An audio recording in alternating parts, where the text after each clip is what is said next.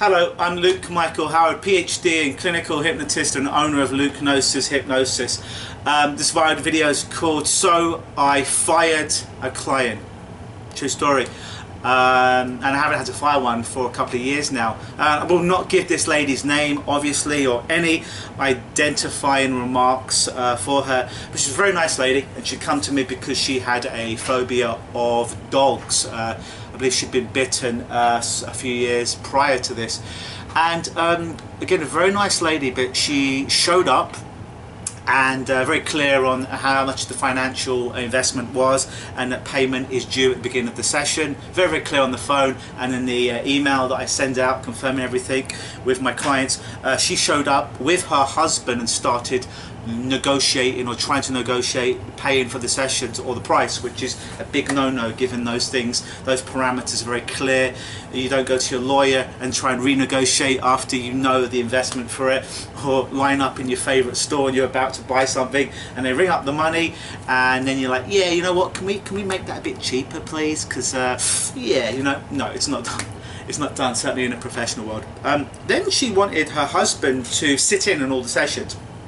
And I have no problem with people bringing someone to my building. They can sit outside the office, absolutely no problem with that at all. That's absolutely fine.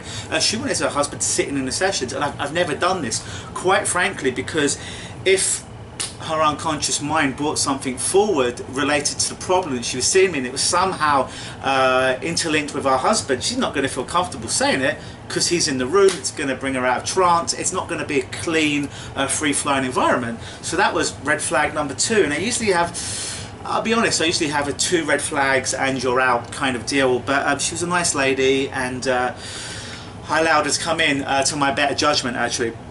Big mistake. My gut told me just to end the sessions here, but my heart was I really wanted to help her. So she came into the session and she was very resistant in her body, because I do muscle testing and stuff so I can feel where people are at. Also couldn't clearly follow instructions, and this lady was not from originally an English speaking country, although she'd been living in Canada for 30 years speaking English. So I did want to make sure that she did understand what I was saying, and her English was good, and she said she had no problem. I know sometimes I have a bit of a funny accent, sometimes I can speak a bit fast, so I want to clear, hey, can you understand what am I saying? If there's anything that I'm saying that you're unclear with, please ask me to repeat it. I'll absolutely do that. Or if my accent's a bit silly or funny and you don't understand it. And she was on board. She's like, no, I understand what you're saying, your accent's fine, all this stuff. And then really the session was just hard work for me. And these sessions aren't about being hard work for me. These sessions are me guiding you, mentoring you to overcome your problem. But it's not about me having to work hard while this lady or the client would try and passively sit back and really not take ownership of the session or the problem. And this is what it was feeling like. Again, my gut said terminate the session, be done with it, because there's like 4 or 5 red flags at this point. My heart said continue to help this lady. And then subsequently I'd ask her to do things like close her eyes, and she would just be staring at me. So I'd be like, can you just go ahead and close your eyes and keep them closed? And she would open them. And it was just things like this that she just wasn't following instructions. And I'd always come back, are you understanding what I'm saying? I want you to close your eyes, and I want you to keep them closed unless I ask you to specifically open. Nod your head if you understand. She'd do like this. Actually, she'd do like this, and then she'd open her eyes when I didn't tell her to open it. This is about 6 red flags. I really should have been out at this point, but again, my heart's like, I really want to help this lady because she was in distress. And then subsequently, every technique I didn't work on her. And let me be clear, I have about 357 techniques. I've never got more than 11 before it hit with someone. And someone who was there and actually did want to partake in the session and make the change, I never got them to go beyond 11, and that's extreme, 11 techniques. With this lady, I must have gone through about 17 to 22 different techniques in the space of the session, and nothing seemed to be working. I thought, well, maybe she's not visual, let's go, maybe she's auditory. So I'd go more into languages as opposed to visualization. nothing. Then I went more into feelings, nothing. Whatever I did with this lady would not work. She was not stupid in any way. She had a moderate to decent IQ, professional lady, so that wasn't the problem at all. And my gut used to be in the past, you know, when I meet people, I truly do want to help them, and sometimes my emotions come up in these situations as well, and sometimes I'll get angry with clients. I have in the past, not to be a jerk, not to be a dick, not to be an asshole, but because I really truly want to help these people. And I felt that coming up for me, and I'm like, you know what, Luke, here's an opportunity for you not to get frustrated with this lady and just find another way to help her. So I'm like, okay, this is a great learning experience for me. But nothing we did worked. Here's an example.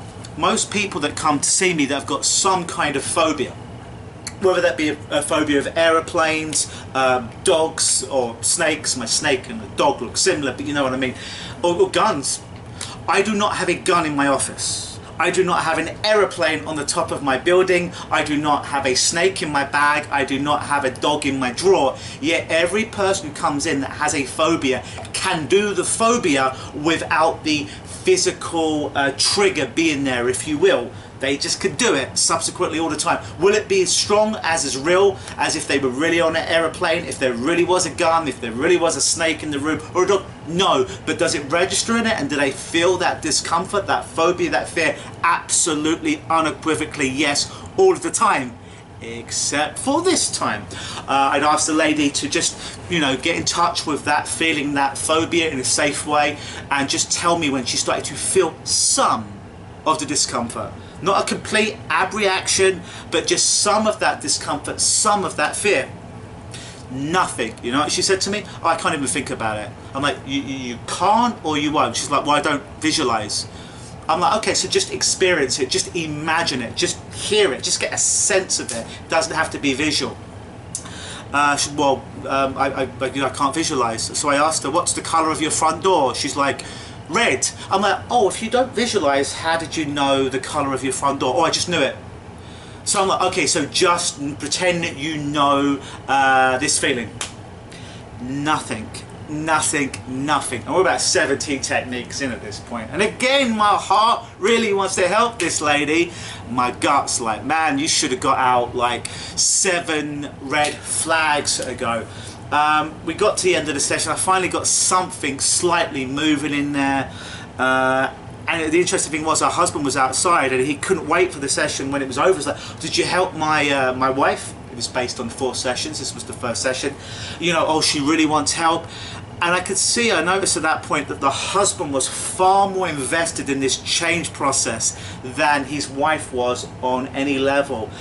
Again, against my better judgment, is here's something to be learned here: always trust your gut.